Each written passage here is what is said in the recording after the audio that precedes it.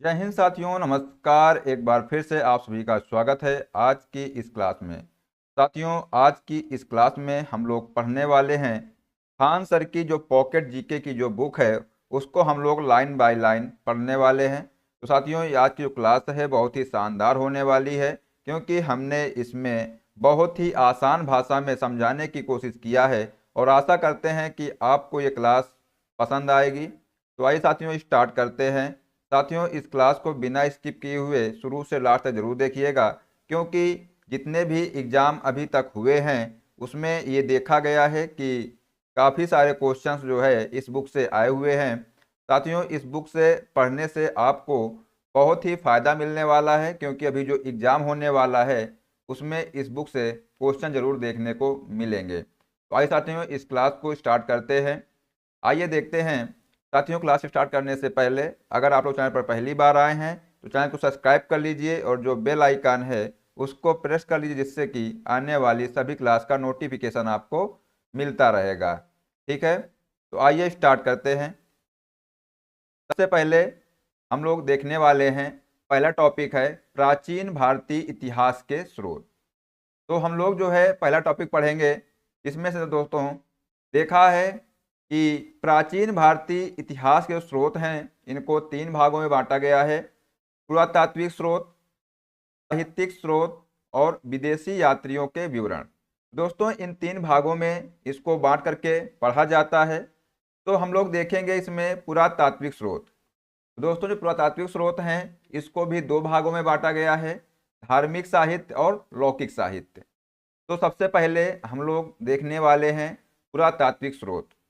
दोस्तों, पुरातात्विक स्रोत की बात करते हैं तो इसमें से हम लोग देखेंगे अभिलेख। तो अभिलेख क्या होते हैं, इसको हम लोग दोस्तों लाइन बाय लाइन पढ़ने वाले हैं। तो आइए देखते हैं। पुरातात्विक स्रोतों के अंतर्गत सर्वाधिक महत्वपूर्ण स्रोत अभिलेख हैं। अभिलेख पाषाण शिलाओं, स्तंभों, ताम्रपत्रों, दीवारों, मुद्राओं पर उत्खनित हैं। इसके बाद जो है दोस्तों, यहाँ से एक क्वेश्चन बनता है, ये आप लोग नोट कर लीजिए कॉपी में। पूछा जा सकता है आपसे कि जो अभिलेख है, अभिलेख के अध्ययन को क्या कहते हैं। तो आप लोग याद रखिएगा, एपिग्राफी कहते हैं। ठीक है, क्या कहते हैं? एपिग्राफी कहते हैं। इसके बाद दोस्तों, सर्वाधिक प्राचीन अभिलेख मध्य एशिया के बोगज कोई नामक स्थान से मिले हैं। इसमें इंद्र, मित्र, वरुण और नासत्य देवताओं के नाम मिलते हैं। यहाँ से भी एक क्वेश्चन बन सकता है, आपसे पूछा जाएगा कि बताइए सर्वाधिक प्राचीन अभिलेख मध्य एशिया के किस स्थान से मिले हैं। तो आप लोग बताएंगे बोगज कोई नामक स्थान से मिले हैं। ठीक है, तो यहाँ से ये पॉइंट एक आपके एग्जाम में बन सकता है। इसके बाद जो है अगला पॉइंट है, भारत में सबसे प्राचीन अभिलेख अशोक के हैं, जो 300 ईस्वी पूर्व के लगभग है। कितने ईस्वी पूर्व के लगभग हैं? तो 300 ईस्वी पूर्व के लगभग ये जो है अशोक के अभिलेख हैं। इसके बाद है, भारतीय पुरातत्व विभाग का जनक किसे कहते हैं। तो आप लोग याद रखिएगा, सर अलेक्जेंडर कनिंघम को कहते हैं। भारतीय पुरातत्व विभाग के जनक कौन है? Sir Alexander Cunningham. ठीक है, तो ये भी इंपॉर्टेंट है, इसको भी आप लोग याद रखिएगा। नेक्स्ट है, भारतवर्ष का सर्वप्रथम उल्लेख हाथी गुम्फा अभिलेख में मिलता है। यमन राजदूत हेलियोडोरस का बेसनगर विदिशा से गरुड़ स्तंभ लेख प्राप्त होता है, जिसमें मध्य भारत में भागवत धर्म विकसित होने का प्रमाण मिलता है। इसके बाद दोस्तों आगे देखते हैं, दुर्भिक्ष शब्द का सर्वप्रथम उल्लेख सोहगौरा अभिलेख में मिलता है। तो याद रखिएगा ये पॉइंट। अगर आपसे एग्जाम में क्वेश्चन बनता है कि दुर्भिक्ष शब्द का सर्वप्रथम उल्लेख इस अभिलेख से मिलता है, तो आप लोग आंसर लगाएंगे सोहगौरा अभिलेख से। इसके बाद है आगे, एरण मध्य प्रदेश से प्राप्त वराह भगवान पर हूण राजा तोरमाड़ का लेख अंकित है तथा सती प्रथा का पहला लिखित साक्ष्य मिलता है। तो याद रखिए, अगर आपसे पूछा जाएगा कि सती प्रथा का पहला लिखित साक्ष्य किस अभिलेख में मिलता है, तो आप लोग आंसर लगाएंगे एरण अभिलेख में। और जो एरण अभिलेख है दोस्तों, ये कहाँ पर है? तो मध्य प्रदेश में है ये। ठीक है, इसके बाद दोस्तों अगला है, रेशम बुनकर की श्रेणियों की जानकारी मंदसौर अभिलेख से प्राप्त होता है। अब ये मंदसौर अभिलेख से किस श्रेणी की जानकारी प्राप्त होती है? तो रेशम बुनकर की श्रेणी की जानकारी जो है मंदसौर अभिलेख से प्राप्त होती है। इसके बाद है डॉक्टर D.R. भंडारकर ने अभिलेखों के अध्ययन के आधार पर मौर्य शासक अशोक का इतिहास लिख दिया है। आइए देख लेते हैं, यहाँ पर महत्वपूर्ण अभिलेख दिए हुए हैं। दोस्तों महत्वपूर्ण अभिलेख हैं, इसमें से सबसे पहले है हाथी गुम्फा अभिलेख। दोस्तों जो हाथी गुम्फा अभिलेख है इसकी विशेषता क्या है? ये जो है तिथ रहित अभिलेख है। कैसा अभिलेख है? तिथ रहित अभिलेख है। और इसको जो है कलिंग राजा खारवेल के द्वारा इसको विकसित किया गया। ठीक है। इसके बाद दोस्तों अगला है जूनागढ़, जो कि गिरनार अभिलेख है। इसको रुद्रदामन ने विकसित किया। इसमें जो है दोस्तों सुदर्शन झील के बारे में जानकारी मिलती है। इंपॉर्टेंट क्वेश्चन है। अगर आपसे एग्जाम में इसमें क्वेश्चन ऐसे बनता है कि सुदर्शन झील के बारे में जानकारी किस अभिलेख से मिलती है, तब आप लोग यहाँ पर आंसर लगा देंगे जूनागढ़ अभिलेख से या गिरनार अभिलेख से सुदर्शन झील के बारे में जानकारी मिलती है। अगर आपसे पूछ लिया जाए कि इसको बनवाया किसने था, तो आप लोग याद रखिएगा रुद्रदामन ने इसको बनवाया था। इसके बाद जो है नेक्स्ट है नासिक अभिलेख। तो दोस्तों नासिक अभिलेख है, इसमें गौतमी पुत्र सतकर्णी तथा सातवाहनों की उपलब्धियां हैं। प्रयाग स्तंभ अभिलेख दोस्तों, इसमें समुद्रगुप्त के द्वारा इस बनवाया गया था और इसमें इनकी दिग्विजयों की जानकारी मिलती है। होल अभिलेख ये जो है इसका निर्माण पुलकेशिन द्वितीय ने करवाया था। अगला है दोस्तों मंदसौर अभिलेख। मंदसौर अभिलेख का जो निर्माण है मालवा नरेश यशोवर्मन ने करवाया था। इसमें दोस्तों रेशम बुनकर की श्रेणियों की जानकारी मिलती है, हमने ऊपर आपको बताया है। इसके बाद नेक्स्ट है ग्वालियर अभिलेख। दोस्तों जो ग्वालियर अभिलेख है इसमें गुर्जर प्रतिहार वंश के इतिहास के बारे में जानकारी मिलती है। नेक्स्ट है भीतरी एवं जूनागढ़ अभिलेख। दोस्तों जो भीतरी एवं जूनागढ़ अभिलेख है इसमें स्कंदगुप्त इसके द्वारा इसका निर्माण कराया गया था और हूणों पर विजय का विवरण इसमें मिलता है। नेक्स्ट है साथियों देवपाड़ा अभिलेख। अब देवपाड़ा अभिलेख की बात करते हैं तो इसमें देवपाड़ा जो अभिलेख है दोस्तों इसका निर्माण बंगाल शासक विजय सेन के बारे में इसमें जानकारी मिलती है। नेक्स्ट है बांसखेड़ा और मधुबल अभिलेख। इसमें हर्षवर्धन को उपलब्धियों पर प्रकाश डाला गया है। नेक्स्ट है बालाघाट एवं कार्ले अभिलेख। इसमें सातवाहनों की उपलब्धियों की जानकारी मिलती हैं। अयोध्या अभिलेख में गुंगो की उपलब्धियां हैं और भरहूत अभिलेख दोस्तों इसमें तुंगन रेड़ शब्द खुदे होने से तुंगों द्वारा निर्मित है ये। अगला है दोस्तों एरण अभिलेख। इसमें इसका निर्माण जो है भानुगुप्त के द्वारा कराया गया था और सती प्रथा का पहला लिखित साक्ष्य जो है इसमें मिलता है। तो आप लोग इसको याद रखिएगा, इंपॉर्टेंट है। तो अब देखते हैं कौन कौन से जो अभिलेख है इंपॉर्टेंट है। तो पहला है एरण अभिलेख, इसको आप लोग याद रखिएगा। इसके बाद दोस्तों अगला है और आप लोग कौन सा याद रखेंगे, ये भीतरी एवं जूनागढ़ अभिलेख जो है दोस्तों इसको भी आप लोग याद रखिएगा। इसका निर्माण स्कंदगुप्त के द्वारा कराया गया था और हूणों पर विजय का विवरण इसमें मिलता है। इसके बाद आप लोग याद रखिएगा मंदसौर अभिलेख। मंदसौर अभिलेख में दोस्तों क्या है कि मालवा नरेश यशोवर्मन के द्वारा इसका निर्माण कराया गया था और रेशम बुनकर की श्रेणियों की जानकारी इसमें मिलती है। इसके बाद है ऐहोल अभिलेख, इसको भी आप लोग याद रखिएगा। पुलकेशिन द्वितीय के द्वारा इसका निर्माण कराया गया था। और प्रयाग स्तंभ अभिलेख, इसका निर्माण दोस्तों समुद्रगुप्त के द्वारा कराया गया था। ठीक है, तो इसको भी आप लोग याद रखिएगा। इसके बाद जो है आप लोग ये दोनों अभिलेख और याद कर लेना, हाथी गुम्फा अभिलेख और जूनागढ़ अभिलेख, जूनागढ़। ठीक है, तो ये दोनों और याद कर लेना। तो इतने दोस्तों अभिलेख जो है आप लोग अच्छे से याद कर लेना, एग्जाम में ये अक्सर पूछे जाते हैं। अब आगे बात करते हैं सिक्के। तो सिक्के के बारे में बात करते हैं। जो सिक्के होते हैं इनके बारे में कुछ जानकारी दी गई है, यहाँ पर देखते हैं। सिक्कों के अध्ययन को मुद्रा शास्त्र कहते हैं। क्या कहते हैं दोस्तों? जो सिक्कों के अध्ययन को क्या कहते हैं? मुद्रा शास्त्र कहते हैं। पुराने सिक्के तांबा, चांदी, सोना और सीसा धातु के बनते थे। प्राचीनतम सिक्कों को आहत सिक्के कहा जाता था। याद रखिएगा कि जो प्राचीनतम सिक्के हैं दोस्तों, इनको आहत सिक्के कहा जाता था। इसी को साहित्य में कालसर्पण कहा जाता है। तो अगर आपसे पूछा जाए कि बताइए कि जो प्राचीनतम सिक्के हैं इनको क्या कहा जाता है, तो आप लोग आंसर लगाएंगे आहत सिक्के या कालसर्पण। ये दोनों चीज आप लोग याद रखिएगा। सर्वप्रथम सिक्कों पर सर्वप्रथम सिक्कों पर यवन शासकों ने लेख लिखने का कार्य किया है। ये भी याद रखना दोस्तों, अगर आपसे क्वेश्चन पूछा जाए कि बताइए कि सर्वप्रथम सिक्कों पर लेख लिखने का कार्य किसने किया है, तब आंसर आप लोग लगाएंगे यवन शासकों ने। इसको भी आप लोग नोट कर लीजिए। इसके बाद जो है कनिष्क के सिक्कों से उसका बौद्ध धर्म का अनुयायी होना प्रमाणित होता है। इंडो यूनानी तथा इंडो सिथियन शासकों के इतिहास के प्रमुख स्रोत सिक्के हैं। ठीक है, तो ये जो स्रोत हैं इनके किसके, इंडो यूनानी तथा इंडो सिथियन, इन शासकों के जो इतिहास में जो है प्रमुख स्रोत जो है इसके सिक्के ही हैं। ठीक है, इसके बाद आगे देखते हैं। आरंभिक सिक्के अधिकतर चांदी के होते थे, जबकि तांबे के सिक्के बहुत कम थे।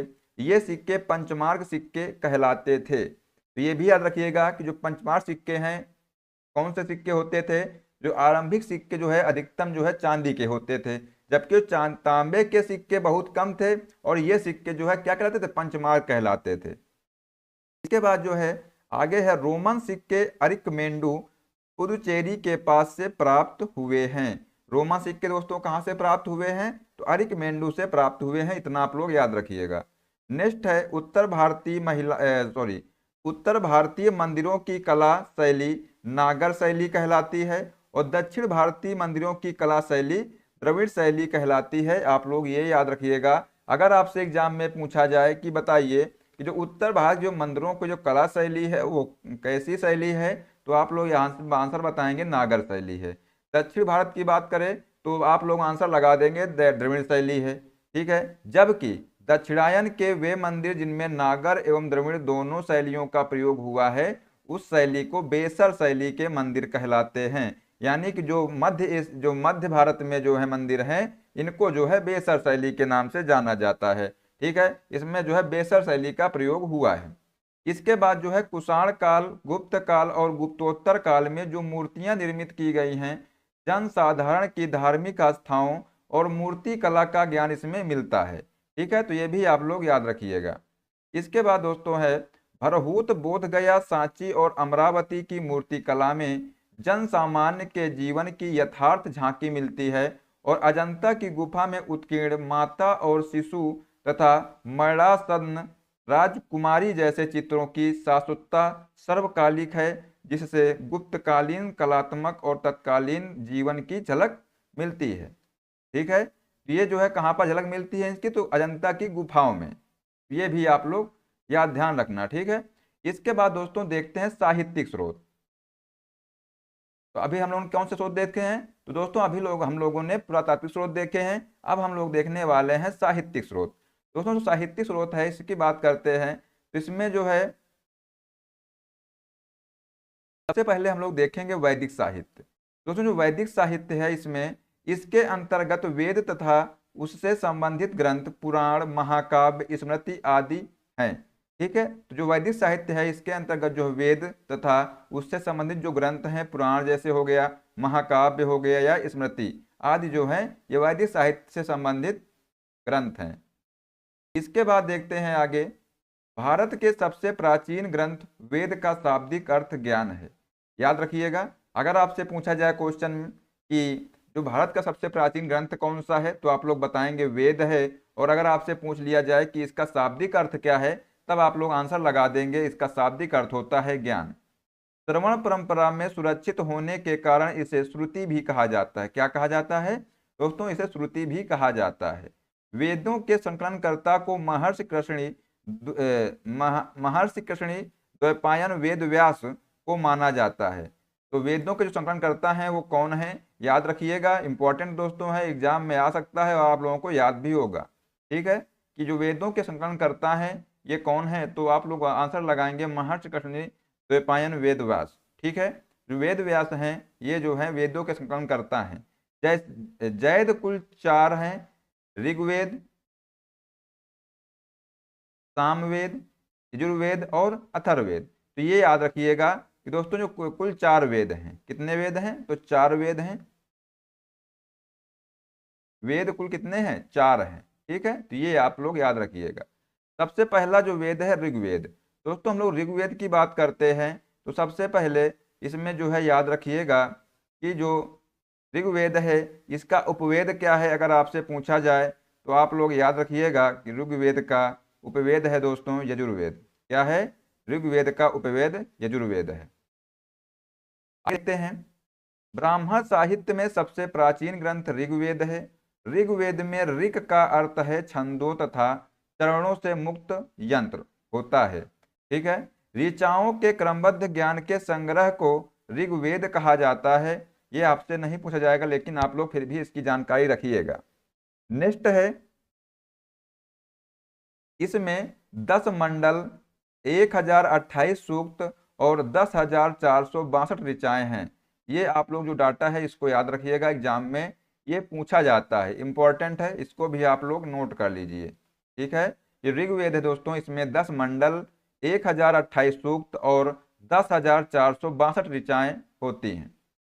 वेद के ऋचाओं को पढ़ने वाला जो ऋषि होता है इसको होत्र कहते हैं। क्या कहते हैं दोस्तों? जो वेदों के ऋचाओं को पढ़ने वाला जो ऋषि होता है इसको होत्र कहते हैं। आप लोग ये भी याद रखिएगा। क्या कहते हैं इसको?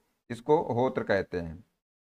विश्वामित्र द्वारा रचित अलवेद के तीसरे मंडल में, ठीक है, जो विश्वामित्र द्वारा रचित जो अलवेद है इसके ऋग्वेद है दोस्तों, इसके तीसरे मंडल में सूर्य देवता सावित्री को समर्पित प्रसिद्ध गायत्री मंत्र है। तो आप लोग ये याद रखिएगा कि जो विश्वामित्र द्वारा जो रचित तीसरे मंडल के जो ऋग्वेद के तीसरे मंडल में सूर्य देवता सावित्री को समर्पित जो है समर्पित प्रसिद्ध गायत्री मंत्र है। ठीक है, तो यहां पर याद रखिए दोस्तों, यहां पर ऋग्वेद होगा।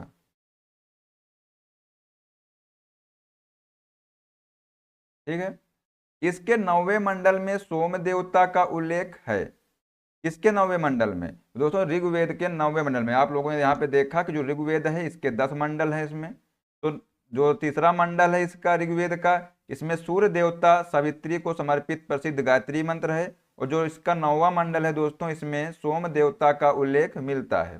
बाद में जोड़े गए 10वें मंडल में पहली बार शूद्रों का उल्लेख किया गया तथा जिसे पुरुष सूक्त कहा गया है। इसके अनुसार दोस्तों 4 वर्ण ब्राह्मण, क्षत्रिय, वैश्य तथा शूद्र आदि पुरुष ब्रह्मा के क्रमशः मुख, भुजा, जांघाओं और चरणों से उत्पन्न हुए हैं। तो दोस्तों अगर आपसे पूछा जाए कि पुरुष सूक्त जो है ऋग्वेद के किस मंडल में दिया गया है तो आप लोग आंसर लगाएंगे 10वें मंडल में।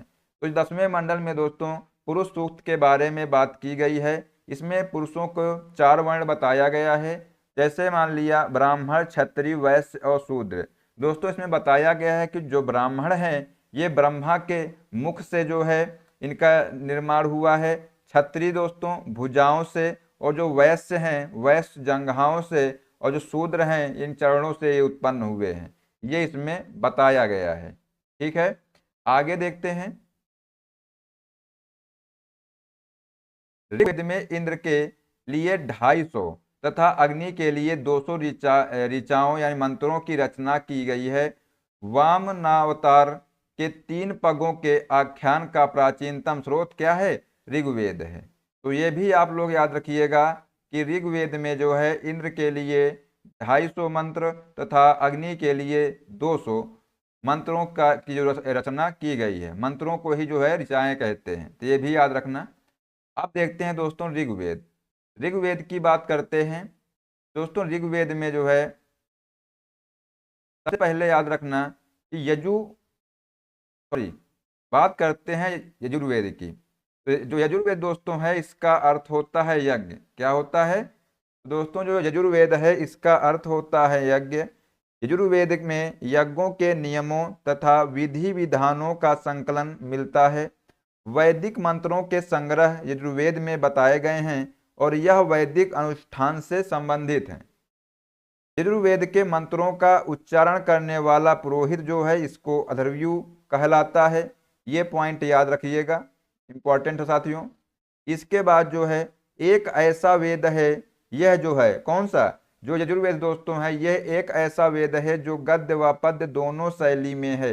ये भी याद रखना, आपसे पूछा जा सकता है कि बताइए कौन सा ऐसा वेद है जो गद्य और पद्य दोनों शैलियों में है, तब आप लोग आंसर लगा देंगे यजुर्वेद। ठीक है, इसके बाद जो है आगे देखते हैं।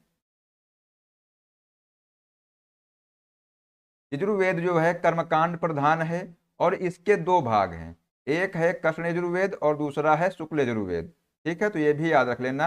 अगर आपसे पूछ लिया जाए कि जो यजुर्वेद है इसके कितने भाग हैं, तो आप लोग आंसर आंसर बता सकते हैं कि दो भाग हैं। वो कौन कौन से हैं, तो कृष्ण यजुर्वेद और शुक्ल यजुर्वेद। इसके बाद दोस्तों बात करते हैं सामवेद की।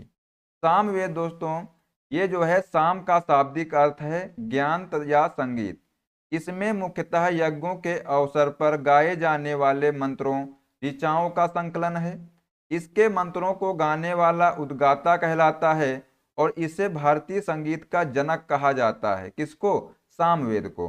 दोस्तों जो सामवेद है इसको ही भारतीय संगीत का जनक कहा जाता है, ये आप लोग याद रखिएगा। ठीक है, भारतीय संगीत का जनक किसे कहा जाता है, तो आप लोग आंसर याद रखिएगा, सामवेद को कहा जाता है। ठीक है,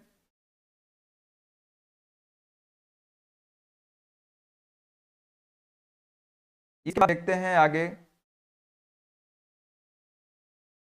सामवेद में कुल 1875 ऋचाएं यानी मंत्र हैं, इनमें से 75 से अतिरिक्त शेष ऋग्वेद से ली गई हैं। अवेद गंधर्व वेद, इसकी प्रमुख शाखाएं हैं कौथमीय, जैमिनीय तथा राणायनीय। तो दोस्तों ये भी याद रखिएगा कि जो सामवेद है इसका अवेद क्या है, तो आप लोग बताएंगे गंधर्व वेद। सामवेद का अवेद या उपवेद, इसी को उपवेद भी बोलते हैं, तो याद रखना जो गंधर्व वेद है दोस्तों, ये जो है सामवेद का उपवेद है। अब आप लोग इसको याद कैसे रखेंगे, हम आपको छोटी सी ट्रिक बताते हैं कि जो सामवेद है तो क्या होता है कि जब सामवेद है तो आप लोगों को मालूम है कि शाम को जब हम लोग आते हैं कहीं से, तो शाम को ही हर जगह जो है गाना बजाना शाम को ही होता है, इसलिए संगीत जो है संगीत से संबंधित है। सामवेद जब हम लोग कहीं थक के आते हैं, जब गाना बजाना करते हैं तो क्या होता है, हम लोगों को जो है शरीर से जब पसीना निकलता है तो क्या होता है, शरीर जो है गंध करने लगता है, मतलब इसी का उपवेद हो गया गंधर्व वेद। तो आप लोग ऐसे याद कर सकते हैं इसको। ठीक है, इसके बाद जो है दोस्तों अगला है अथर्ववेद।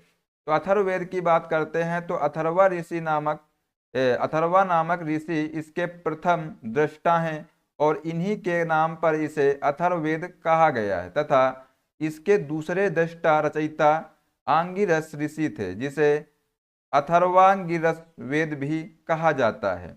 इसे भैषज वेद भी कहा जाता है, तो आप लोग ये भी याद रखिएगा। ठीक है, इसके बाद दोस्तों देखते हैं आगे। आगे बताया गया है इसी में कि इस वेद में सर्वप्रथम सती प्रथा का उल्लेख किया गया है, तो आप लोग याद रखिएगा। किसमें? अथर्ववेद में सर्वप्रथम जो है सती प्रथा का उल्लेख किया गया है, ये आप लोग याद रखना, इंपॉर्टेंट है ये पॉइंट। इसकी रचना सबसे अंत में हुई है। इसमें कुल 20 कांड, 731 सूक्त तथा 5927 मंत्र हैं और इसमें लगभग 1200 मंत्र ऋग्वेद से उद्गृत हैं, यानी 1200 मंत्र लगभग इससे जो है ऋग्वेद से लिए गए हैं। यह भौतिकवाद वेद है। इसमें सामान्य मनुष्यों के विचारों तथा अंधविश्वासों का विवरण मिलता है। इसी में जादू टोना टोटके का उल्लेख किया गया है। ये पॉइंट आप लोग याद रखिएगा। अगर आपसे पूछा जाए कि जादू टोना और टोटके का उल्लेख किस में मिलता है, तो आप लोग बताएंगे अथर्ववेद में मिलता है। ठीक है, इसके बाद दोस्तों इसमें चिकित्सा पद्धतियों व औषधियों का उल्लेख किया गया है। इसका उपवेद है शिल्पवेद। क्या है? तो ये भी याद रखना, आपसे पूछा जाता है अक्सर ये एग्जाम में कि अथर्ववेद का उपवेद क्या है, तो आप लोग याद रखिएगा शिल्पवेद है। इस वेद में आर्य एवं अनार्य सभ्यता एवं संस्कृति का प्रभाव दिखाई देता है। अथर्ववेद में परीक्षित को कुरुओं का राजा कहा गया है, तो ये याद रखिएगा पॉइंट। अगर आपसे पूछा जाए कि अथर्ववेद में जो है परीक्षित को क्या कहा गया है, तो आप लोग आंसर लगाएंगे कुरुओं का राजा कहा गया है। क्या कहा गया है? कुरुओं का राजा कहा गया है। इसके बाद दोस्तों आगे देखते हैं। इसमें सभा एवं समिति को प्रजापति की दो पुत्रियां कहा गया है। ये भी याद रखिएगा, इसमें जो है किसमें, अथर्ववेद में सभा और समिति को जो है प्रजापति की दो पुत्रियां कहा गया है। और पृथ्वी सूक्त अथर्ववेद का प्रतिनिधि सूक्त माना जाता है। इस बात देखते हैं ब्राह्मण साहित्य।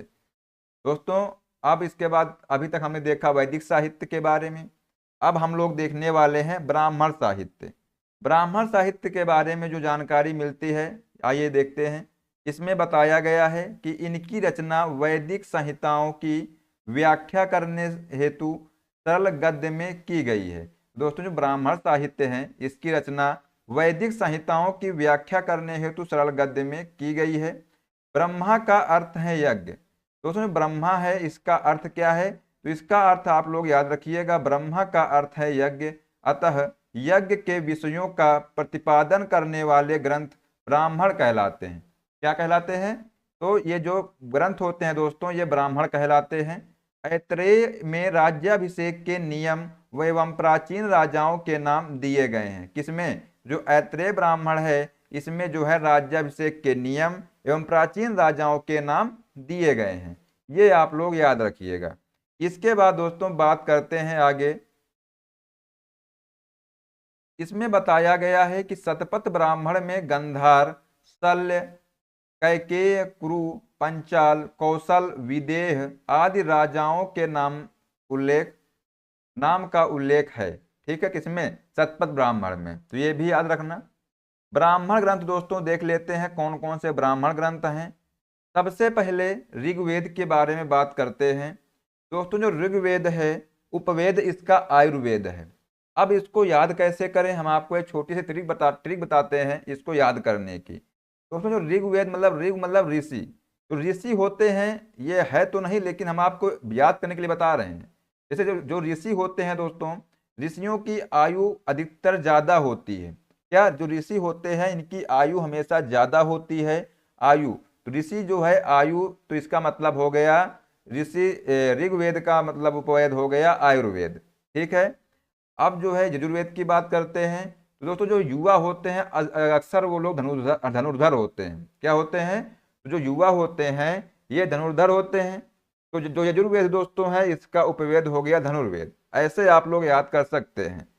सामवेद हो गया, तो सामवेद आपको बताया हमने कि शाम को संगीत गाना बजाना होता है, संगीत संगीत गाया जाता है, इसलिए जो पसीना निकलता है तो शरीर क्या होता है, गंध करने लगता है, इसलिए गंधर्ववेद।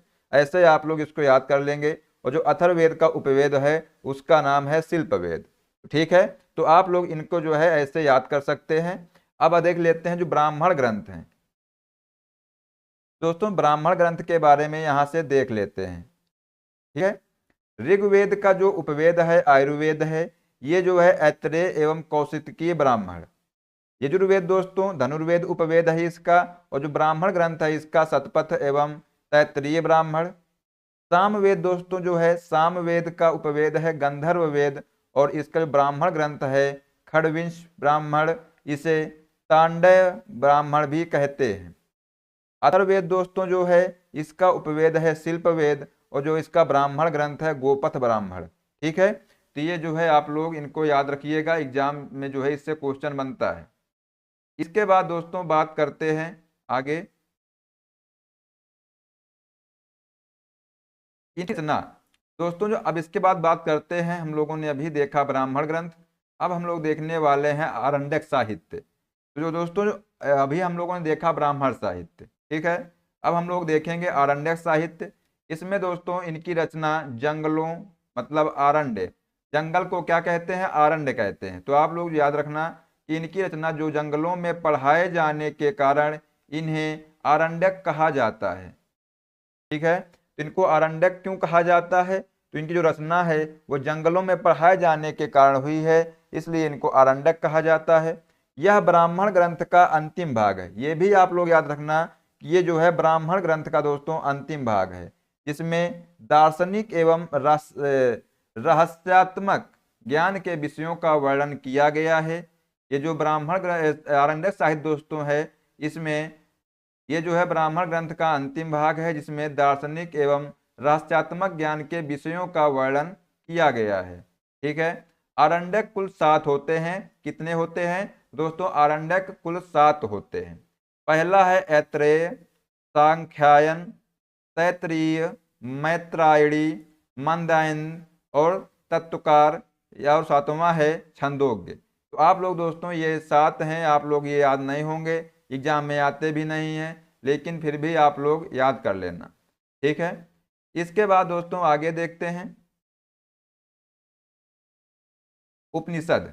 दोस्तों अगर आपसे पूछा जाए कि जो उपनिषद हैं इनकी संख्या कितनी है, तब आप लोग बताएंगे कि जो उपनिषद हैं दोस्तों इनकी संख्या 8 है। कितनी है? सॉरी, इनकी संख्या 108 है। ये आप लोग आंसर बताएंगे। कितनी है? 108 है। उपनिषद का शाब्दिक अर्थ है, उप का मतलब होता है समीप। ये एग्जाम में क्वेश्चन आया हुआ है, इसलिए आप लोग याद रख लेना। जो उप का मतलब होता है समीप, नी का मतलब होता है निष्ठापूर्ण, तद का मतलब होता है बैठना। अर्थात दार्शनिक व रहस्यात्मक ज्ञान के लिए जो है गुरु के समीप निष्ठापूर्ण बैठना या निष्ठापूर्वक बैठना, यही जो है उपनिषद का अर्थ होता है। इसे वेदांत भी कहते हैं। तो आप लोग ये भी याद रखना कि जो उपनिषद है दोस्तों इसको वेदांत भी कहते हैं, क्योंकि यह वेदों का अंतिम भाग है और इनका संबंध दर्शन शास्त्र से है। किससे है? तो इसका संबंध दोस्तों दर्शन शास्त्र से है। उपनिषद मुख्यतः ज्ञान मार्गी रचनाएं हैं और उपनिषदों की कुल संख्या 108 मानी गई है, किंतु प्रमाणिक उपनिषद कितने हैं? तो 12 हैं। ये भी आप लोग याद रखिएगा कि उपनिषदों की संख्या तो कितनी है? 108 है, लेकिन जो प्रमाणित उपनिषद हैं ये जो है कितने हैं? तो 12 हैं। ठीक है।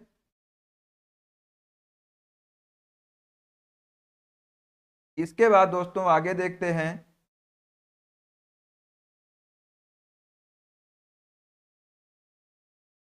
इसके बाद है उपनिषद। दोस्तों जो 12 उपनिषद हैं इनको देख लेते हैं कौन कौन से हैं। पहला है ईश, केन, कठ, प्रश्न, मुंडक, मांडूक्य, तैत्तिरीय, ऐत्रेय, छंदोग्य, श्वेताश्वर, कौशितकी या ब्राह्मण्यक। ठीक है। तो दोस्तों ये जो उपनिषद हैं ये 12 उपनिषद हैं, इनको आप लोग ध्यान रखना, देख लीजिए। इसके बाद देखते हैं शंकराचार्य ने आरंभिक 10 उपनिषदों को दोस्तों भाष्य लिखा है। क्या लिखा है? जो शंकराचार्य थे इन्होंने आरंभिक 10 उपनिषदों को भाष्य लिखा है। और कठोपनिषद में यम व नचिकेता का संवाद है। ये आप लोग याद रखिएगा दोस्तों, क्योंकि आपसे एग्जाम में ये क्वेश्चन पूछा जा सकता है कि वो कौन सा उपनिषद है जिसमें यम व नचिकेता का संवाद मिलता है। तब आप लोग आंसर बताएंगे कठोपनिषद में। ठीक है। छंदोग जो उपनिषद दोस्तों है इसमें बौद्ध धर्म का पंचशील सिद्धांत व श्री कृष्ण का प्राचीनतम उल्लेख मिलता है। किसमें? छंदोग्य उपनिषद में। इसके बाद दोस्तों है भारत का राष्ट्रीय आदर्श वाक्य सत्यमेव जयते मुंडकोपनिषद से लिया गया है। किससे लिया गया है? तो ये दोस्तों लिया गया है मुंडकोपनिषद से। तो आप लोग ये पॉइंट भी यहाँ पे याद रखिएगा कि जो भारत का आदर्श वाक्य है ये जो है सत्यमेव जयते मुंडकोपनिषद से लिया गया है। ये इंपॉर्टेंट है, ये भी याद रखना। और जो कठोपनिषद है इसमें यम व नचिकेता के संवाद की बात की गई है, आप लोग ये भी याद रखना। इसके बाद दोस्तों देखते हैं जाबालोपनिषद।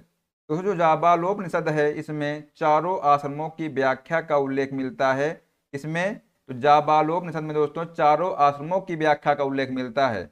इसके बाद जो है ऐतरेय उपनिषद है इसमें बौद्ध धर्म का अष्टांगिक मार्ग का उल्लेख है। इसमें तो ऐतरेय उपनिषद में ब्राह्मणारण्यक जो है दोस्तों इसमें उपनिषद में अहम ब्रह्मास्मि, पुनर्जन्म का सिद्धांत तथा याज्ञवल्क्य गार्गी संवाद का वर्णन है।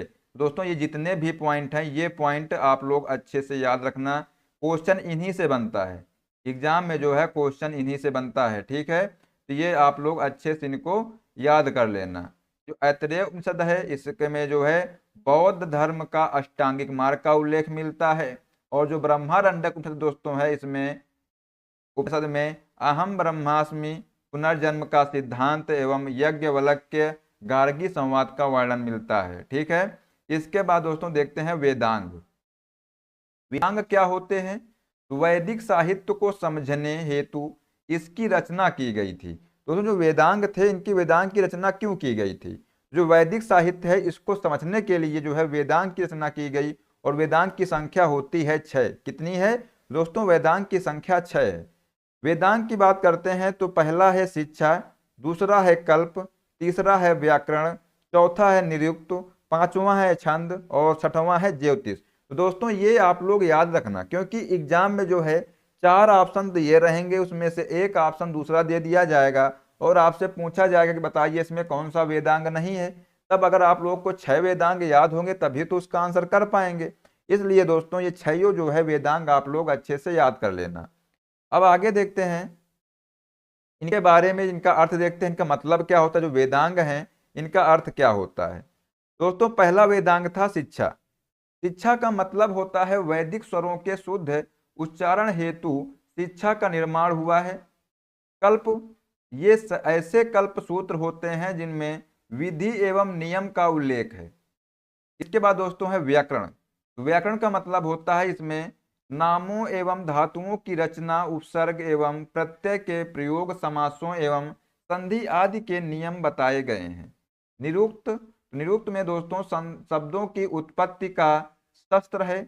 यह एक प्रकार का भाषा विज्ञान है। कैसा है दोस्तों? ये एक प्रकार का भाषा विज्ञान है। छंद की बात करते हैं दोस्तों, तो छंद का मतलब है वैदिक मंत्र प्रायः छंदबद्ध है। जो वैदिक मंत्र है ये प्रायः छंदबद्ध है। ठीक है, छंद शास्त्र पर पिंगल मुनि का ग्रंथ छंद सूत्र उपलब्ध है। तो ये भी याद रखना कि पिंगल मुनि का जो ग्रंथ है ये छंद सूत्र उपलब्ध है। ठीक है, ज्योतिष। ज्योतिष का मतलब होता है दोस्तों, इसमें ज्योतिष शास्त्र के विकास को दिखाया गया है। और ज्योतिष में कुल 44 श्लोक हैं। सबसे प्राचीनतम आचार्य मगध मुनि है। ठीक है, तो जो आचार्य मगध मुनि है ये सबसे प्राचीनतम श्लोक है। तो आप लोग ये भी याद रखिएगा। आइए देख लेते हैं दोस्तों आगे, बात करते हैं सूत्र की। दोस्तों जो सूत्र है, सूत्र की बात करते हैं तो इसमें बताया गया है कि वैदिक साहित्य को अक्षुण्ण बनाए रखने के लिए सूत्र साहित्य का प्रयन किया गया है। ऐसे सूत्र जिनमें विधि और नियमों का प्रतिपादन किया जाता है कल्प सूत्र कहलाते हैं। क्या कहलाते हैं? तो ऐसे सूत्र जिनमें विधि और नियमों का प्रतिपादन किया जाता है इनको कल्प सूत्र कहलाते हैं।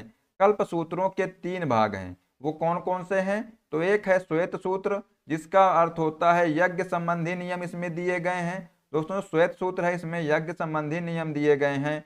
जो ग्रह सूत्र है इसमें लौकिक एवं परलौकिक कर्तव्यों का विवेचन। और जो धर्म सूत्र है दोस्तों इसमें धार्मिक, सामाजिक एवं राजनैतिक कर्तव्यों का विवेचन इसमें मिलता है। प्रमुख सूत्रकारों में गौतम बौधायन, आपस्तंभ, वशिष्ठ आदि के नाम विशेष रूप से उल्लेखनीय हैं। तो साथियों इसमें से कोई इंपॉर्टेंट ज्यादा नहीं है, फिर भी आप लोग इसको पढ़ लेना। ठीक है, इसके बाद देखते हैं आगे।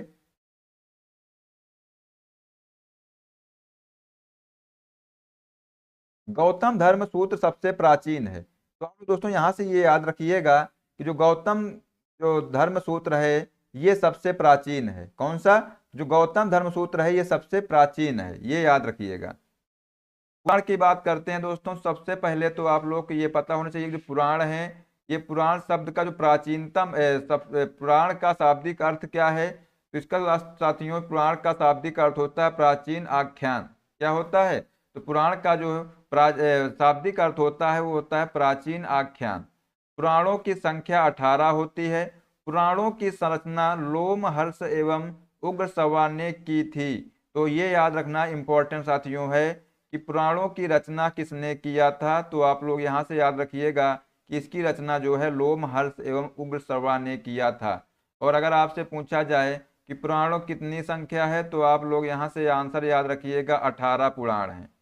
5वीं से 4थी शताब्दी ईस्वी पूर्व में पुराण ग्रंथ अस्तित्व में आ चुके थे और अमर कोश में पुराणों के 5 विषय बताए गए हैं। कौन कौन से वो विषय हैं? तो एक है मार्कंडेय, ब्रह्मा, वायु, विष्णु, भागवत और मत्स्य। दोस्तों मत्स्य सबसे प्राचीन पुराण है, ये भी आप लोग याद रखिएगा। ठीक है, हम जो है जिसमें जो इम्पोर्टेंट है उसमें इम्पोर्टेंट लिखते जा रहे हैं, आप लोग उनको याद रखिएगा। जो मत्स्य है दोस्तों, ये सबसे प्राचीन पुराण है। इसके बाद जो है आगे देख लेते हैं मत्स्य पुराण दोस्तों, वायु पुराण, विष्णु पुराण पुराण भागवत पुराण, ब्रह्म पुराण में ही राजाओं की वंशावली पाई जाती है। सामाजिक एवं सांस्कृतिक दृष्टि से अग्नि पुराण का काफी महत्व है, जिसमें राजतंत्र के साथ साथ कृषि संबंधी विवरण भी दिया गया है। तो आप लोग ये याद रखना दोस्तों, अगर आपसे पूछा जाए कि बताइए कि किस पुराण में जो है कृषि संबंधी विवरण दिया गया है, तब आप लोग आंसर बताएंगे अग्नि पुराण में। ठीक है, तो इसलिए जो है आप लोग इसे याद रखिएगा। इसके बाद दोस्तों बात करते हैं, सर्वप्रथम पॉर्जीटर ने पुराणों के ऐतिहासिक महत्व को पढ़ा। किसने पढ़ा? तो जो पुराणों के ऐतिहासिक महत्व को सबसे पहले पॉर्जीटर ने पढ़ा था। ठीक है, तो ये भी इंपॉर्टेंट है, इसको याद रख लेना। पुराण संबंधी कुछ वंश हैं जो दोस्तों, जो विष्णु पुराण है, विष्णु पुराण से संबंधित जो वंश है इसका नाम है मौर्य वंश। मत्स्य पुराण से जो वंश है संबंधित है इसका नाम है शुंग एवं सातवाहन वंश। वायु पुराण से संबंधित जो वंश है उसका नाम है गुप्त वंश। ठीक है, तो आप लोग इनको जो वंश है इनको भी आप लोग याद रखिएगा, एग्जाम में जो है इनसे भी क्वेश्चन बनता है। ठीक है, इसके बाद दोस्तों आगे देखते हैं स्मृति साहित्य। अब क्या देखने वाले हैं हम लोग दोस्तों? दोस्तों हम लोग देखेंगे स्मृति साहित्य के बारे में। दोस्तों स्मृति साहित्य है, तो इन्हें सबसे पहले हम लोग देखेंगे मनुस्मृति। दोस्तों मनुस्मृति है, इसमें प्राचीनतम स्मृति शुंग व सातवाहन वंश की जानकारी जर्मन दार्शनिक नीत्शे कहता है, बाइबिल को जला दो, मनुस्मृति को अपनाओ। किसने कहा है? जर्मन दार्शनिक थे एक नीत्शे, जिनका नाम है नीत्शे। इन्होंने क्या कहा? इन्होंने कहा कि बाइबिल को जला दो, मनुस्मृति को अपनाओ। ये किसने कहा है? नीत्शे ने कहा है। टीकाकार, दोस्तों टीकाकार हैं भरूची, मेधातिथि, गोविंदराज, कुल्लूक भट्ट। इसके बाद दोस्तों अगला जो है याज्ञवल्क्य की स्मृति। दोस्तों याज्ञवल्क्य की स्मृति में दोस्तों टीकाकार, विश्वरूप, विज्ञानेश्वर, अपरार्क। नारद स्मृति दोस्तों इसमें जो है इसमें दासों की मुक्ति का उल्लेख है। किसका उल्लेख है? इसमें दोस्तों दासों की मुक्ति का उल्लेख है। ये इंपॉर्टेंट दोस्तों है, इसको भी आप लोग याद रखिएगा। अगर आपसे पूछा जाए कि बताइए किस स्मृति में दासों के मुक्ति का उल्लेख है, तो आप लोग आंसर लगाएंगे नारद स्मृति में। ठीक है, कात्यायन, इसमें आर्थिक गतिविधियों का उल्लेख मिलता है। किसमें? कात्यायन जो स्मृति है इसमें जो है आर्थिक गतिविधियों का उल्लेख मिलता है। तो आप लोग एक याद रखिएगा मनुस्मृति के बारे में, और दूसरा याद रखना नारद स्मृति के बारे में। ठीक है, ये दो हैं, दोनों जो है अच्छे से याद रखिएगा। इसके बाद दोस्तों आगे देखते हैं, आगे बौद्ध साहित्य। दोस्तों जो बौद्ध साहित्य है इसमें जो है सबसे प्राचीन बौद्ध ग्रंथ क्या है? त्रिपिटक है। अगर आपसे पूछा जाए कि सबसे प्राचीन बौद्ध ग्रंथ क्या है, तो आप लोग दोस्तों आंसर लगा देंगे त्रिपिटक। क्या लगाएंगे? त्रिपिटक दोस्तों, इसका राइट आंसर आप लोग लगा देंगे। ठीक है, फिर अगर आपसे पूछ लिया जाए कि जो त्रिपिटक है ये किस भाषा में रचित है, तब आप लोग लगाएंगे जो दोस्तों जो बौद्ध साहित्य है सबसे प्राचीन बौद्ध ग्रंथ त्रिपिटक है, और यह पाली भाषा में रचित है। किस भाषा में? पाली भाषा में। दोस्तों जो त्रिपिटक है इसको 3 भागों में बांटा गया है, या त्रिपिटक के 3 भाग हैं। एक है विनय पिटक, सूत्र पिटक और अभिधम्म पिटक। ये तीनों भाग आप लोग याद रखिएगा। त्रिपिटक के कौन कौन से भाग हैं? तो एक है विनय पिटक, सूत्र पिटक और अभिधम्म पिटक। ये जो है तीनों त्रिपिटक के भाग हैं। बुद्ध की शिक्षाओं को संकलित कर इन्हें 3 भागों में बांटा गया है, और इन 3 त्रिपिटकों की रचना बुद्ध के निर्वाण प्राप्त करने के बाद हुई है। ये भी आप लोग याद रखना कि जो त्रिपिटक हैं इनकी रचना कब हुई है? तो बुद्ध के निर्वाण प्राप्त करने के बाद जो है दोस्तों इनकी रचना हुई है। ठीक है, तो ये भी आप लोग याद रखिएगा। इसके बाद दोस्तों आगे देखते हैं। बुद्ध के पूर्व जन्म के कथाओं का को जो है जातक कहा जाता है। क्या कहा जाता है? जातक। ये इंपॉर्टेंट पॉइंट है दोस्तों। अगर आपसे पूछा जाए कि जातक का संबंध किससे है तो आप लोग कहेंगे बौद्ध धर्म से है। बुद्ध के पूर्व जन्म की जो कथाएं हैं इनको जो है जातक कहा जाता है। निकायों में बौद्ध धर्म के सिद्धांत व कहानियों का जो संग्रह है, ठीक है, हीनयान या प्रमुख ग्रंथ कथा वस्तु है, जिसमें महात्मा बुद्ध का जीवन चरित्र अनेक कथानकों के साथ उल्लेखित है। तो आप लोग ये याद रखिएगा। अब दोस्तों बात कर लेते हैं जैन साहित्य के बारे में। अभी हम लोगों ने देखा बौद्ध साहित्य, अब हम लोग देखने वाले हैं जैन साहित्य के बारे में। दोस्तों जो जैन साहित्य है,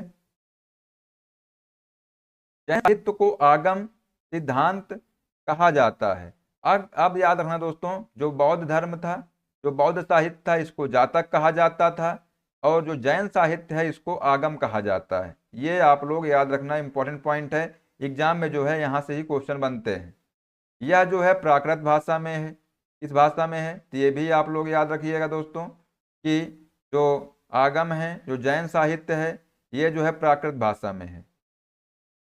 जैन आगमों में सबसे महत्वपूर्ण 12 अंग हैं। कितने अंग हैं? तो 12 अंग हैं।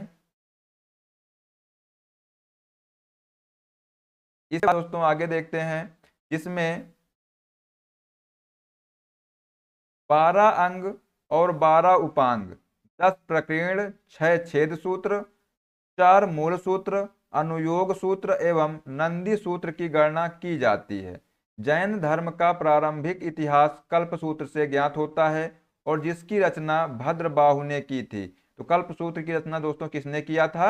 भद्रबाहु ने किया था। यहाँ से एक पॉइंट ये मिल गया, आप लोग इसको भी याद रखिएगा कि कल्पसूत्र की रचना किसने किया था। तो आप लोग दोस्तों याद रखिएगा कि कल्पसूत्र की रचना किसने किया था? तो भद्रबाहु ने किया था। ठीक है।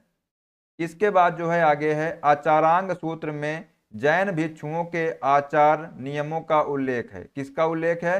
आचारांग सूत्र में दोस्तों जैन भिक्षुओं के आचार नियमों का उल्लेख है। भगवती सूत्र में महावीर के जीवन की शैलियों पर प्रकाश पड़ता है। किसमें? भगवती सूत्र में। इसके बाद दोस्तों आगे है जैन ग्रंथों में सबसे महत्वपूर्ण हेमचंद्र कृत प्रशिष्ट पर्वन है, जिसकी रचना 12वीं शताब्दी में की थी। 12वीं शताब्दी में हुई। ठीक है। तो ये जैन ग्रंथों में सबसे महत्वपूर्ण जो है हेमचंद्र कृत है, प्रशिष्ट पर्वन है, जिसकी रचना 12वीं शताब्दी में हुई थी। अब तो आगे देख लेते हैं लौकिक साहित्य। जो लौकिक साहित्य है इसके बारे में दोस्तों, जो लौकिक साहित्य है या अन्य साहित्य, इसमें देखते हैं ऐतिहासिक रचनाओं में सर्वप्रथम उल्लेख अर्थशास्त्र का किया जाता है। किसका किया जाता है? अर्थशास्त्र का। दोस्तों यहाँ से एक क्वेश्चन याद रखना कि जो अर्थशास्त्र है ये भारत का पहला राजनीतिक ग्रंथ है और इसकी रचना किसने किया था? कौटिल्य यानी चाणक्य ने किया था। तो ये क्वेश्चन, ये पॉइंट इंपॉर्टेंट है, याद रखना कि अर्थशास्त्र की रचना किसने किया था? तो चाणक्य ने किया था। और ये दोस्तों भारत का पहला राजनीतिक ग्रंथ है। यह 15 अधिकरण व 180 प्रकरण में विभक्त है और यह मौर्यकालीन इतिहास व राजनीति के ज्ञान के लिए अर्थशास्त्र एक महत्वपूर्ण ग्रंथ है। संस्कृत साहित्य में ऐतिहासिक रचनाओं में सर्वाधिक महत्व कश्मीरी कवि कल्हड़ द्वारा रचित राजतरंगिणी का है। तो दोस्तों ये भी याद रखना साथियों कि राजतरंगिणी के लेखक कौन है। तो आप लोग यहाँ से याद रखना कि राजतरंगिणी के जो लेखक हैं ये कौन है? तो यहाँ से याद रखना कल्हड़ है। ठीक है। राजतरंगिणी के लेखक कल्हड़ हैं। ठीक, तो ये आप लोग यहाँ से याद रखना। इसके बाद दोस्तों आगे देखते हैं,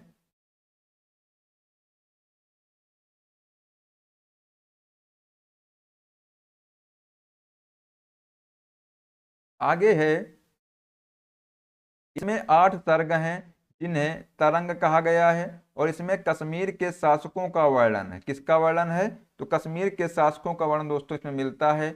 और संस्कृत साहित्य में ऐतिहासिक घटनाओं के क्रमबद्ध इतिहास लिखने का प्रथम प्रयास है। एक ज्योतिष ग्रंथ है गार्गी संहिता। क्या है? गार्गी संहिता है। इसमें भारत पर होने वाले यवन आक्रमण का उल्लेख मिलता है। तो दोस्तों ये भी पॉइंट आप लोग याद रखना, जो गार्गी संहिता है इसमें किसका उल्लेख मिलता है, जो भारत में जो यवन शासकों का जो आक्रमण हुआ था ना, उसका उल्लेख जो है दोस्तों गार्गी संहिता में मिलता है। अष्टाध्यायी, दोस्तों जो अष्टाध्यायी है ये व्याकरण की प्रथम पुस्तक है, जिसके लेखक कौन है, तो पाणिनि है। ये याद रखना दोस्तों, अगर आपसे पूछा जाए कि जो अष्टाध्यायी है इसके लेखक कौन है, तो आप लोग यहाँ पर आंसर बताएंगे पाणिनि है। ये याद रखिएगा कौन है दोस्तों, जो अष्टाध्यायी है इसके लेखक हैं पाणिनि। ठीक है,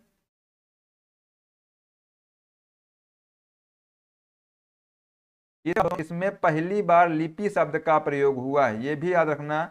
इसमें जो है पहली बार दोस्तों लिपि शब्द का प्रयोग हुआ है। ठीक है, इसके बाद जो है इसमें मौर्य से पूर्व का इतिहास तथा मौर्य काल के राजनीतिक अवस्था की जानकारी प्राप्त होती है। किसकी जानकारी प्राप्त होती है, तो मौर्य काल के राजनीतिक अवस्था की जानकारी इसमें प्राप्त होती है। ठीक है, 13वीं शताब्दी के आरंभ में अरब लोगों ने अरबी में सिंध का इतिहास लिखा, जिसका फारसी अनुवाद चचनामा नामक पुस्तक में है। किसमें है, तो इसका फारसी अनुवाद है चचनामा नामक पुस्तक में है। आप लोग ये याद रखिएगा किस पुस्तक में है, तो चचनामा नामक पुस्तक में है। किसका दोस्तों, ये याद रखना कि ये इंपॉर्टेंट पॉइंट है। ठीक है, इसके बाद दोस्तों आगे देखते हैं,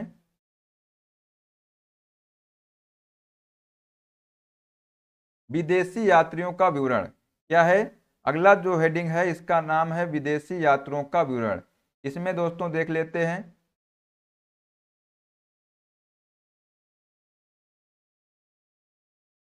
विदेशी यात्रियों से मिलने वाली प्रमुख जानकारियां।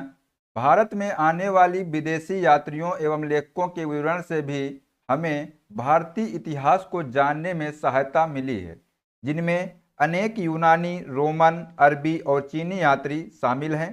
तो आइए देख लेते हैं जो यूनानी रोमन लेखक हैं वो कौन कौन से हैं।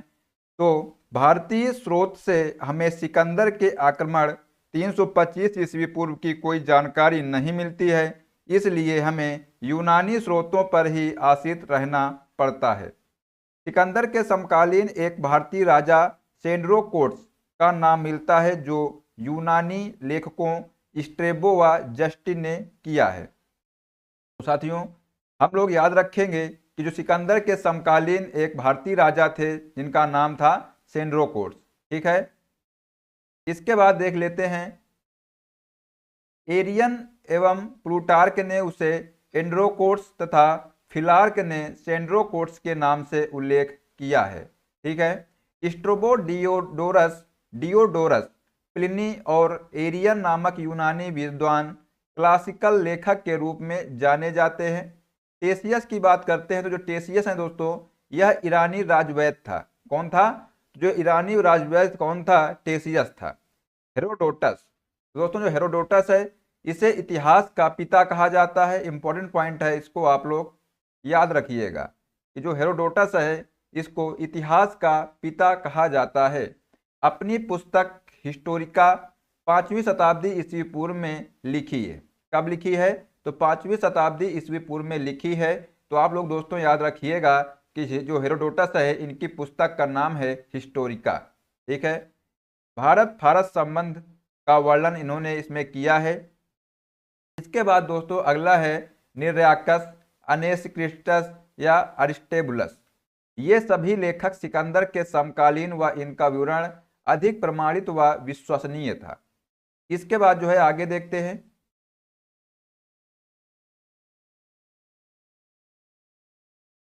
टालमी। दोस्तों जो टालमी है, टालमी 2री शताब्दी में भारत का भूगोल नामक पुस्तक लिखी और टालमी को जियोग्राफी व पेरिप्लस ऑफ द एरिथ्रियन सी नामक पुस्तक लिखी। भारतीय बंदरगाहों व व्यापारिक वस्तुओं का वर्णन है इसमें। दोस्तों यहाँ से ये पॉइंट भी इम्पोर्टेंट है, इसको भी आप लोग याद रखिएगा। टालमी की बात करते हैं तो जो टालमी है इन्होंने 2री शताब्दी में भारत का भूगोल नामक पुस्तक लिखी है। तो भारत का भूगोल जो पुस्तक है ये किसने लिखी है, टालमी ने लिखी है। और टालमी को जियोग्राफी व पेरिप्लस ऑफ द एर्थियन सी नामक पुस्तक लिखी? ठीक है, तो किसने? टालमी ने ही। ठीक है, तो ये भी आप लोग याद रखिएगा। डायोनीसियस, दोस्तों जो डायोनीसियस हैं, तो डायोनीसियस के अनुसार मिस्र नरेश टालेमी फिलाडेल्फस के राजदूत के रूप में अशोक के दरबार में आया था। डायोनीसियस जो था, तो डायोनीसियस दोस्तों किसके दरबार में आया था? तो आप लोग याद रखेंगे, अशोक के दरबार में आया था। इसके बाद जो है अगला है डाइमेकस। दोस्तों जो डाइमेकस है ये सीरियाई राजा एंटियोकस के राजदूत के रूप में, एंटियोकस फर्स्ट है दोस्तों, इसको याद रखिएगा, एंटियोकस फर्स्ट के राजदूत के रूप में बिंदुसार के दरबार में रहा था। मेगस्थनीज दोस्तों है सेलुकस निकेटस के राजदूत के रूप में 14 वर्षों तक चंद्रगुप्त मौर्य के दरबार में रहा। लेकिन दोस्तों यहाँ पर एक पॉइंट आप लोग याद रखेंगे, जो मेगस्थनीज है इनकी पुस्तक का नाम है इंडिका। क्या है दोस्तों? मेगस्थनीज की पुस्तक का नाम है इंडिका, आप लोग ये भी याद रखिएगा। ठीक है, ये इनकी पुस्तक है मेगस्थनीज की। इसके बाद दोस्तों आगे देखते हैं ह्वेनसांग। दोस्तों जो ह्वेनसांग हैं 7वीं शताब्दी में हर्ष के शासनकाल में भारत आया और वह भारत में 16 वर्षों तक रहा। कितने वर्षों तक रहा? तो 16 वर्षों तक दोस्तों ह्वेनसांग जो है ये रहा भारत में, और 6 वर्ष तक उसने नालंदा विश्वविद्यालय में अध्ययन किया और उसका यात्रा विवरण सीयूकी नामक नाम से प्रसिद्ध है। तो ये पॉइंट भी दोस्तों आप लोग याद रखिएगा। जो ह्वेनसांग है ये किसके दरबार में आया था? तो आप लोग दोस्तों याद रखिएगा, हर्ष के शासनकाल में ये आया था। और ये भारत में कितने वर्ष तक रहा? तो आप लोग यहाँ से याद रखिएगा, ये भारत में 16 वर्ष तक रहा और इसने नालंदा विश्वविद्यालय में अध्ययन किया। ठीक है, और इसकी जो यात्रा का विवरण है ये पुस्तक है सीयूकी नाम से प्रसिद्ध है, जिसमें 138 देशों का विवरण है और जो हर्षकालीन भारतीय स्थिति जानने का महत्वपूर्ण स्रोत है। इसके बाद दोस्तों अगला लेखक है ह्यूली। इसके द्वारा लिखित ह्वेनसांग की जीवनी से भी हर्षकालीन इतिहास का विवरण ज्ञात होता है। मा त्वान लिन, हर्ष के पूर्वी अभियान का विवरण इसमें दिया गया है। इत्सिंग, 7वीं शताब्दी के अंत में भारत आने वाले इस चीनी यात्री ने नालंदा तथा विक्रमशिला विश्वविद्यालय और अपने समय की भारत स्थिति का वर्णन किया है। किसने? इत्सिंग ने। ठीक है, तो ये भी आप लोग पढ़ लीजिए। अगला साथियों है सुंगयुन। दोस्तों सुंगयुन है ये 518 ईस्वी में भारत आया था। अपने 3 वर्षों के यात्रा में बौद्ध धर्म की प्राप्तियां एकत्रित की। किसने? सुंगयुन ने। ठीक है, अब दोस्तों बात करते हैं अरबी लेखक की। जो अरबी लेखक हैं पहला है अल-बरूनी। दोस्तों अल-बरूनी जो है यह 11वीं शताब्दी में महमूद गजनवी के साथ भारत आया था। किसके साथ आया था? तो याद रखिएगा, महमूद गजनवी के साथ में यह भारत आया था। अल-बरूनी अपनी पुस्तक तहकीक ए हिंद, ये भी क्वेश्चन बनता है कि जो तहकीक ए हिंद है ये किसकी पुस्तक है? तो दोस्तों आप लोग याद रखिएगा, अल-बरूनी की पुस्तक है तहकीक ए हिंद। ठीक है, इसी को जो है किताब उल हिंद अर्थात भारत की खोज के नाम से भी इसको जानते हैं। और राजपूत कालीन समाज, धर्म, रीति रिवाज व सुंदर प्रकाश डाला है। किस पे? रीति रिवाज पर सुंदर प्रकाश डाला है। इसके बाद दोस्तों जो अल-बरूनी है, अल-बरूनी महमूद द्वारा बंदी बनाया गया था और बाद में उसकी योग्यता से प्रभावित होकर के उसे राज ज्योतिषी बना दिया गया था। किसको? तो अल-बरूनी को।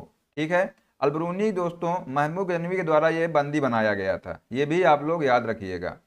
तो दोस्तों यहाँ से एक क्वेश्चन बनता है, इंपॉर्टेंट पॉइंट है, इसको आप लोग अलग से नोट कर लीजिए कि अल-बरूनी की पुस्तक का नाम क्या है। अगर आपसे एग्जाम में पूछा जाए तो आप लोग आंसर बताएंगे तहकीक ए हिंद।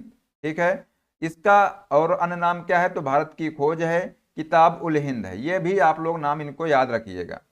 बात करते हैं आगे दोस्तों सुलेमान जो लेखक है इसने 9वीं शताब्दी में भारत आया ये और तत्कालीन प्रतिहार शासकों और पाल शासकों के विषय में इसने लिखा है। अल-मसूद, 10वीं सदी में बगदादी यात्री अल-मसूदी भारत में आया और यह राष्ट्रकूट व प्रतिहार शासकों की जानकारी देता है। कौन? अल-मसूद। इसके बाद है इब्न बतूता। दोस्तों जो इब्न बतूता है इसने अपना यात्रा वृतांत अरबी भाषा में लिखा है, जिसे रहला कहा जाता है। तो आप लोग दोस्तों याद रखिएगा, ये एग्जाम में क्वेश्चन आता है कि रहला जो है किसने लिखा है, तो आप लोग याद रखना दोस्तों, इब्न बतूता ने लिखा है। ठीक है। 14वीं शताब्दी में 1333 ईस्वी में दिल्ली पहुंचने पर इससे प्रभावित होकर सुल्तान मोहम्मद बिन तुगलक ने उसे दिल्ली का काजी नियुक्त किया। यानी काजी मतलब होता है न्यायाधीश। तो किसने न्यायाधीश इसको नियुक्त कर दिया, तो मोहम्मद बिन जो तुगलक था, इसने उसको दिल्ली का काजी नियुक्त कर दिया। किसको? इब्न बतूता को। ठीक है, तो आप लोग ये याद रखिएगा दोस्तों, जो इब्न बतूता था, इसको मोहम्मद बिन तुगलक ने दिल्ली का काजी यानी कि न्यायाधीश नियुक्त कर दिया। इसके बाद दोस्तों आगे देखते हैं, लेखक कौन कौन से हैं, इनको भी याद रखना। तारानाथ। दोस्तों जो तारानाथ हैं, ये एक तिब्बती लेखक हैं। इसने कंग्यूर तथा संग्यूर नामक ग्रंथ की रचना की। इनसे भारतीय इतिहास के बारे में जानकारी मिलती है। Marco Polo. दोस्तों यहाँ पर जो है मार्को पोलो या मार्को पोलो, तो यहाँ पर जो है ये मार्को पोलो दोस्तों, इनकी बात करते हैं तो यह जो है 13वीं शताब्दी के अंत में पांड देश की यात्रा पर आया था, और इसका जो है विवरण पांड इतिहास के अध्ययन के लिए उपयोगी है। किसके इतिहास के लिए? तो पांड इतिहास के विवरण के लिए जो है ये उपयोगी है, इसका जो विवरण है। किसका? मार्को पोलो का। ठीक है, अब आगे देख लेते हैं। दोस्तों प्राचीन भारत है, इसके बाद विषय में कुछ जानकारी हम लोग ले लेते हैं। प्राचीन भारत जो है, इसका परिचय। अतीत काल की घटनाओं को स्थिति की जानकारी देने वाले शास्त्र को ही हम इतिहास कहते हैं। दोस्तों अगर आपसे पूछा जाए कि इतिहास किसे कहते हैं, तो आप लोग को इतना मालूम होना चाहिए कि अतीत काल की घटनाओं की स्थिति को जानकारी देने वाले जो शास्त्र हैं, उसी को हम इतिहास कहते हैं। प्राचीन भारतीय इतिहास की विशद सामग्री को सार्वजन एवं समझने योग्य बनाने के लिए इतिहासकारों ने इसे 3 भागों में बांटा है। वो कौन कौन से 3 भाग हैं? तो प्रागैतिहासिक काल, आद्य ऐतिहासिक काल और ऐतिहासिक काल। अब देख लेते हैं दोस्तों प्रागैतिहासिक काल के बारे में। तो उसमें प्रागैतिहासिक काल है, ये एक ऐसा काल है जिसमें पुरातात्विक साधनों पर निर्भर है, और इस काल में मनुष्यों के कोई लिखित साधन या साक्ष्य उपलब्ध नहीं है, इसलिए इसे प्रागैतिहासिक काल कहा जाता है। दोस्तों जो प्रागैतिहासिक काल है, इस काल में जो है मनुष्यों के कोई लिखित साधन या साक्ष्य उपलब्ध नहीं थे, इसलिए इसे जो है प्रागैतिहासिक काल कहा जाता है। ठीक है, अब देखते हैं अदैतिहासिक काल के बारे में। दोस्तों जो अदैतिहासिक काल है, इतिहास का ऐसा काल जिसके लिए लेखन कला के प्रमाण तो हैं, लेकिन या तो वे अपुष्ट हैं और या फिर उनकी लिपि को समझना कठिन है। ऐसे काल को अर्ध ऐतिहासिक काल या इतिहास कहते हैं। ठीक है, तो आप लोग यहाँ से क्या जानकारी मिली आप लोगों को कि दोस्तों जो प्रागैतिहासिक काल है, इसमें कोई लिखित साक्ष्य नहीं मिले हैं, और जो अर्ध ऐतिहासिक काल है, इसमें लिखित साक्ष्य तो हैं, लेकिन इनकी जो लिपि है इसको समझना कठिन था, या इसकी जो लिपि है इसको समझा नहीं जा सका। ठीक है, इसके बाद जो है आगे है, इस काल के इतिहास में जो है, इस काल के इतिहास लेखन के लिए साहित्यिक और पुरातात्विक साधनों का प्रयोग किया जाता है। इस काल के अंतर्गत 2500 ईस्वी पूर्व से 600 ईस्वी पूर्व के मध्य का काल आता है। किसके अंतर्गत? अर्ध ऐतिहासिक काल के अंतर्गत। इस काल के अंतर्गत 2500 ईस्वी पूर्व से 600 ईस्वी पूर्व के मध्य का काल आता है। अब बात करते हैं ऐतिहासिक काल की। दोस्तों जो ऐतिहासिक काल है, जिस काल के लिए लिखित सामग्री उपलब्ध है और जिसमें मानव सभ्य बन चुका था, उस काल के अंतर्गत 600 ईस्वी पूर्व के बाद का काल आता है। इसके 600 ईस्वी पूर्व के जो बाद का काल है उसको ऐतिहासिक काल कहते हैं, और जो 2500 ईस्वी पूर्व से लेकर के 600 ईस्वी पूर्व तक के जो मध्य का काल है, इसको हम अर्ध ऐतिहासिक काल कहते हैं। ठीक है, तो आप लोग यहाँ से ये याद रखिएगा कि ऐतिहासिक काल क्या है। तो जो 600 ईस्वी पूर्व के बाद का जो काल है, उसी को ऐतिहासिक काल कहा जाता है। ठीक है, यहाँ से आप लोग ये याद रखिएगा। तो साथियों आशा करते हैं आप लोगों को क्लास पसंद आई होगी। आप लोग कमेंट बॉक्स में जरूर बताइएगा कि आप लोगों को क्लास कैसी लगी। अगर आप लोग क्लास को अभी तक लाइक नहीं किया है तो क्लास को लाइक कर दीजिए। मिलते हैं नेक्स्ट क्लास में। जय हिंद, जय भारत, वंदे मातरम।